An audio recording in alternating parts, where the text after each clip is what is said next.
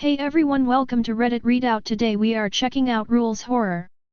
Story 1. SVCEC Incident 2027A. A place to share scary stories which contain a set of rules to follow. An intercom rings, attention all filth subjects. We have had a minor riot in block beta. We will lock down the block and many other cells, please stay calm with us. A note is passed under your cell door. Hello, 027.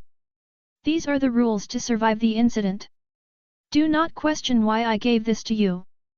Ration your food, you will be locked in your 1x1 call for who knows long. Never make too much noise, they are listening. If you get claustrophobic, stare directly into the security cameras. If you hear screams, ignore it. You will start to go insane, don't worry. It's a part of the plan. You will start to notice your surroundings, don't panic. You have 48 hours to say goodbye to your friends and family. What? Story 2. Are you lost? A place to share scary stories which contain a set of rules to follow. So, it appears that you've gotten yourself lost. We can help you find your way out, although you'll have to follow the rules otherwise. Redacted. Find you. Items you'll need: lighter, flashlight, phone, backpack, food and water, batteries, compass, weapons, firearms recommended. Since you are lost, be as quiet as possible as you do not want to wake Redacted up. Use your compass, it'll be your only ally here. Find the northmost point. It is highly recommended to look for mountains in a watchtower. Make your way over to the watchtower, it'll be your lookout point. Collect map on the wooden table next to the bed that is most definitely not covered in blood stains.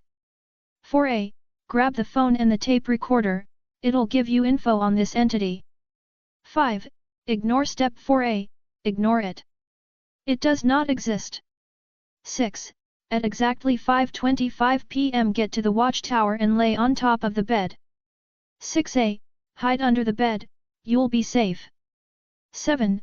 Eat the leftovers from the fridge and sleep the night away until 7:45 a.m. 8. If you see it, embrace it. Embrace it. Embrace it. Embrace it. Hey, I don't know how you got so lost, but don't listen to the person who is telling you the rules up to 5,7 and 8. It is trying to kill you. 9. The map. Use it and find the riverbank west of the tower. That is going to be one of your only ways to escape. 10. Do not listen to the voices, time will speed up and the Redacted will kill you. 11. Use the tape recorder and throw it into the woods, it'll lure the thing away. 12. Attempt to get signal, you'll need it. 13. The ranger park, get to it and get inside the building. Call 112, 911 or 000 and they'll send people to your location imminently. You have now escaped the forest, do not say anything about what has happened here, the FBI will know. Ace Rule Maker. Story 3. The Angels Are Hunting. A place to share scary stories which contain a set of rules to follow. Recommended to previously read this, How to Survive When God Dies. Do you remember writing this note? Of course you don't, they'll do anything to stop you from remembering the rules to survive when the angels are actively hunting. Read this note and be careful with your every step. Last time, they were passively hunting. Now, not so much. Rule 1. Keep your lights off. This is a simple reminder from the last note you have written. They will look at the light and they will know that you're there. It's sad that you don't remember the last time you turned your lights on, you don't remember the joy when Gabriel approached you instead of the others. You were so happy when you knew that the only one who will hesitate approached you. Rule 2. Keep your food stockpile in your sight. They're always going to try and poison whatever they can to kill you. They do not want your soul, they want to destroy it. One simple look away from your food could cost you everything.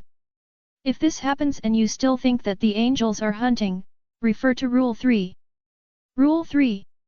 Starve. What do you think is more painful, getting caught by them or starving? If you're lucky, and fat, you're going to have time to wait. Your body will begin eating itself, but it's better to be weak or even die than for them to kill you.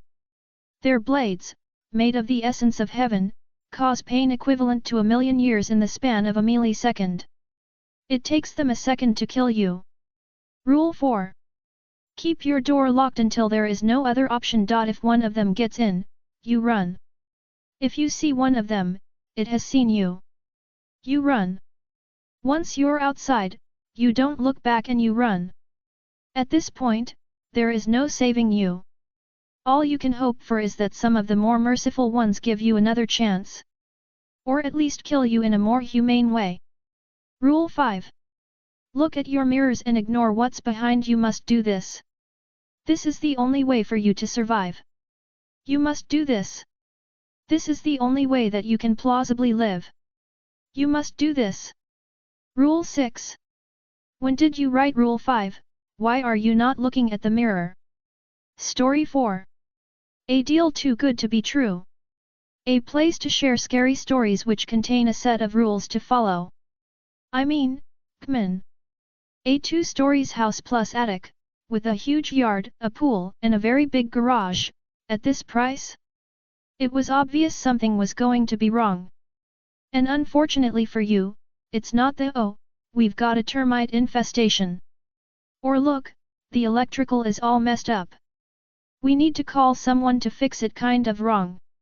It's this place is turbo haunted by at least half a dozen ghosts, 2 demons, and an eldritch fallen god kind of wrong. Quite literally. So, since I felt bad for tricking you into buying this giant death trap, I figured the least I could do was to provide some suggestions. Of course, if you like being alive, you'll consider them rules. -1, despite the renovations, this house is really, really old. If I were you, I wouldn't go around changing furniture, wallpaper, or installing any kind of new project. You'll have your hands full enough as it is, trust me. You wouldn't want to unleash one more ancient nightmare on you or your family, would you? -2, as I mentioned, this place is beyond salvation. It is, as the experts say, turbo haunted. And each one of these entities are really, really susceptible to, living things. So you'd best keep your head down and try not to rile them up any further. -2a, if you see an elegant blonde lady, walking around the yard in the dead of night, it's Lisa. She's actually one of the quieter, easier to deal with entities. All you need to do is watch her from behind the curtains.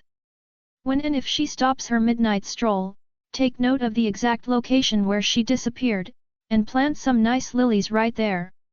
She loves flowers, and the chances are she won't manifest for a while. You don't even need to be too careful about her. She's a considerate girl, and she won't be bothered if she knows you didn't notice her. But if you see her, she'll know, and you best follow my instructions. I really don't want to dig another body out of the ground. -2b, if at around 3 a.m. you hear giggling and teeny-tiny footsteps scurrying around the house, that's Lucas. He usually comes on Fridays, but sometimes the cheeky bastard will decide to ruin your weekends and show up on Saturdays. He's quite the asshole and an attention whore to boot. He will make sure he's being as loud as possible, and absolutely hates being ignored. If you hear him, go downstairs and put some cartoon on the TV, and maybe prepare some warm chalky milk with cookies. It will take a while, but the little runt will eventually get sleepy and stop bothering you. Remember to turn off the TV as soon as the noises stop, though, we'll talk about this at Rule 2e. Addendum, if you really, really have to ignore Lucas, maybe you've seen Lisa out of the corner of your eye, or another more dangerous entity demands your immediate attention, remember to not drink tap water or drive your car anywhere for at least a couple of days. The previous owner burned his mouth with sulfuric acid, and drove face first into a concrete wall at around 80 km/h while rushing to the ER.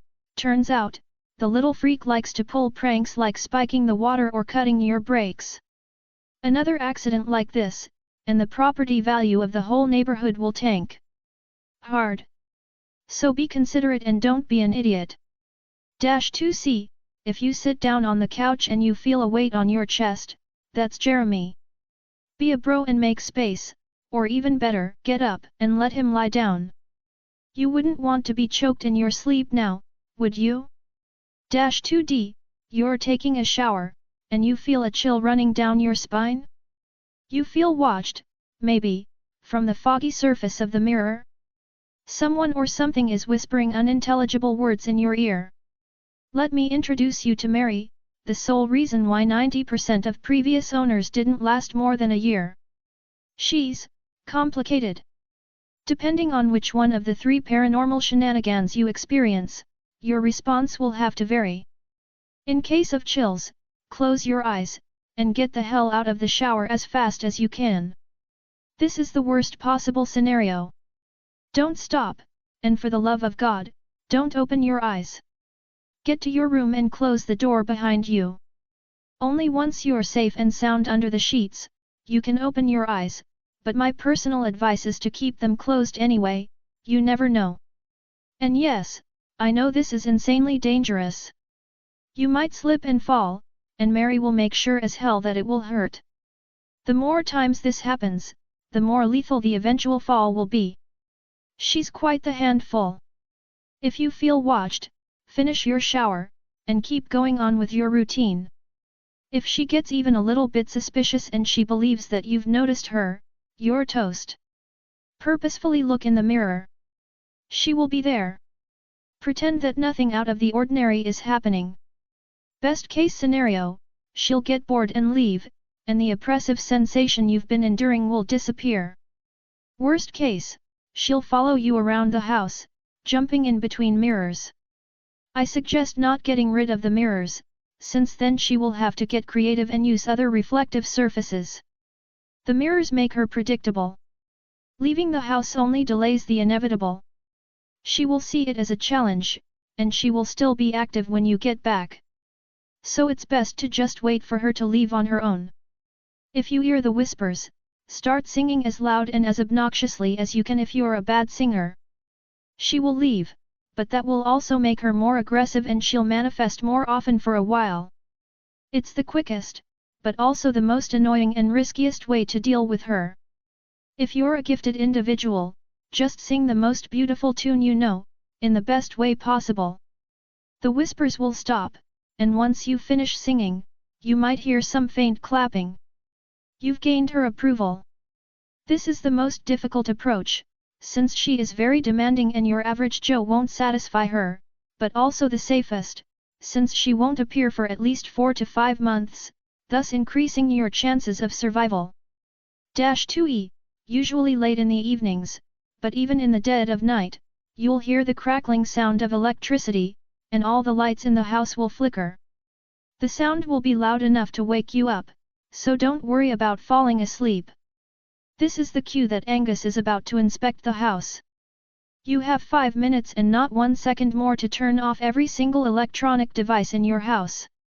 Phones, PCs, the TV, your alarm clock, it doesn't matter. If it runs on electricity, turn it off. Even if it's not plugged in and uses batteries.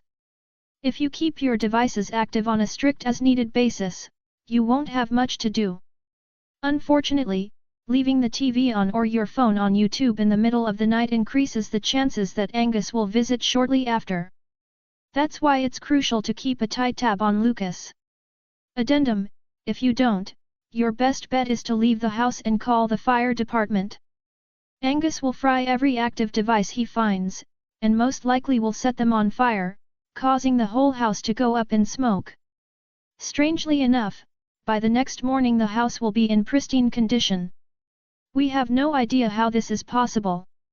2F, this is the last ghost you'll have to deal with, and the most dangerous. He is so vile, that the other ghosts won't show up before, during or after his unrelenting assault. This is both curse and blessing, because the more days that go by without an apparition rearing its ugly head, the more aggressive will this ghost be. So if all the other residents leave you alone for at least a couple of days, be prepared. We actually don't know the real name of this ghost. He is too violent, and he sent the last medium we hired into a coma. So, we'll call him Mr. G.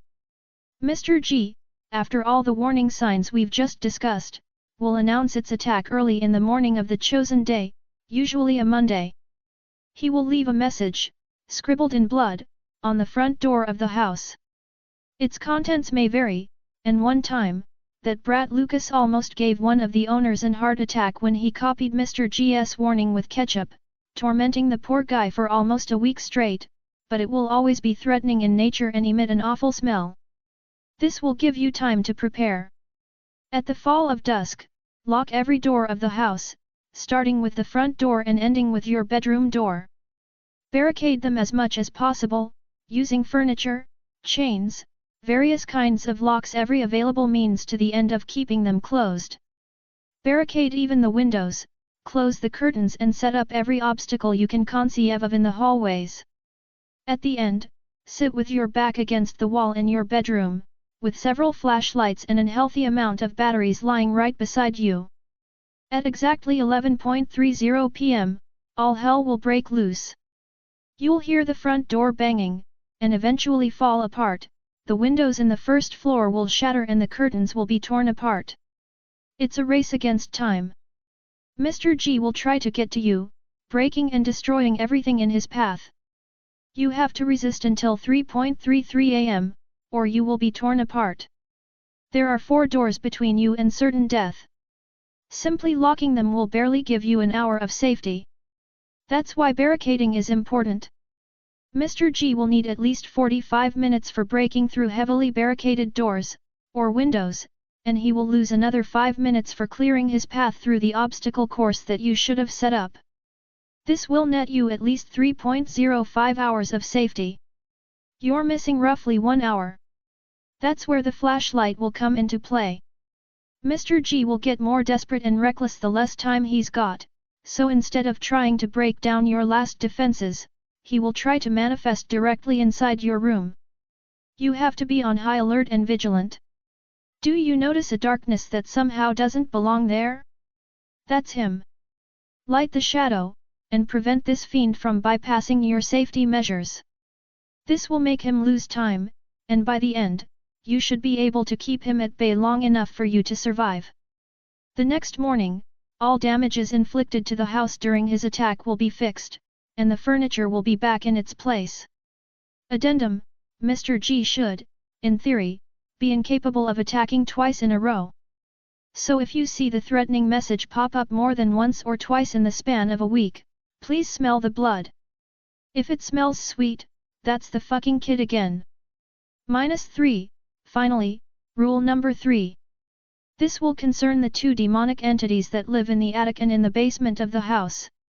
They are limited by their own set of rules, but are extremely dangerous otherwise. First of all, be sure never to put any kind of religious item in neither of these 2 locations. They won't like it, and they will destroy them. Each and every item that they dispose of will increase their power, and eventually, they will be able to break their bindings and no amount of rules will be able to save you from agony eternal. -4. These demons are bound in their respective location. They can't leave their rooms, except from some special cases that we will touch on later. In exchange, they have almost complete control over the basement and attic, at least during the night. Don't go there after 9:00 p.m., or they will twist and bend reality in your very own personal hell. -5. If you must for some reason go there at night, bring with you a sacred text of your choosing. It doesn't matter which one. At the first sign of danger, open it and read a prayer, a psalm, or simply a line out of it, loud and clear.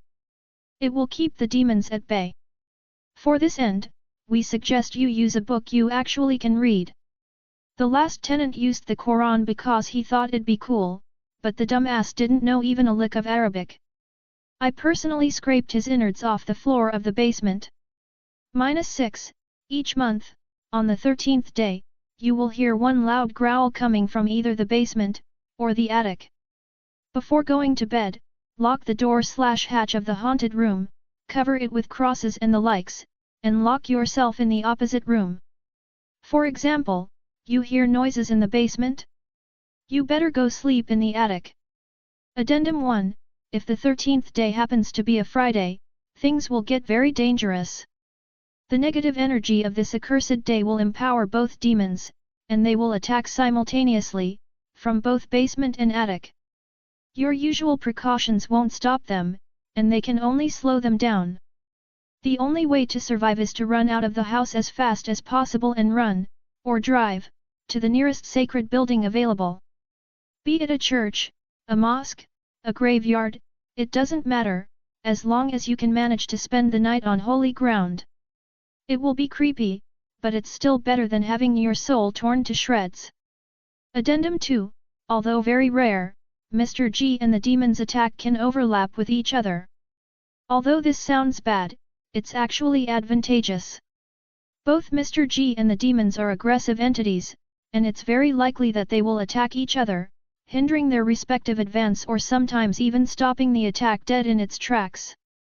For safety, it's better to follow the previous rules, for example, switching from hiding in your bedroom to hiding in whatever room is safest according to the demon's chosen starting location, but it's very likely that neither Mr. G or the demon will be able to reach your door and actually threaten you. Addendum 3, except from Mr. G, it seems that the demons will actually take precedence over any entity inside the house. Other ghosts won't show up on the night of the 13th. -7, now, the most difficult to contain entity in the house. It won't be lethal per se, but its cognito-hazardous effects can't be ignored. It has been the confirmed cause of at least a dozen suicide 3s over the years, and may very well be the reason behind this haunting and all the strange events related to this house. Sometimes, while you're reading something, the letters on the page will get garbled, reduced to little more than illegible scribbles. This is the beginning of its influence. After this, it can't be entirely stopped. The process can be slowed, or can regress, but it can never be entirely halted. There's no known way to prevent the infection. -8, the visual hallucinations will soon evolve into full-blown sensory hallucinations. Not only you will see stuff that's not there, or at least, that normal people can't perceive, like eyes and drooling misshapen mouths protruding from the darkness, but you will hear words in a language that no living being can comprehend, or you will feel something wet crawling on your skin.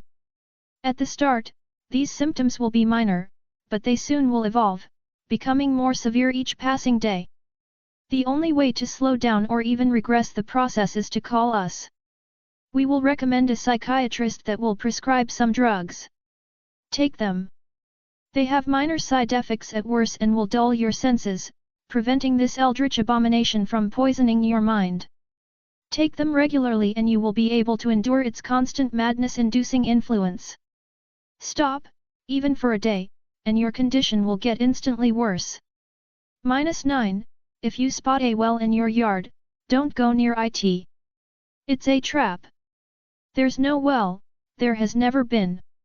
It's an hole in its prison. Don't look in it or you will become the key to its escape. Hey? Sorry, I was zoning out for a second. So, where were we?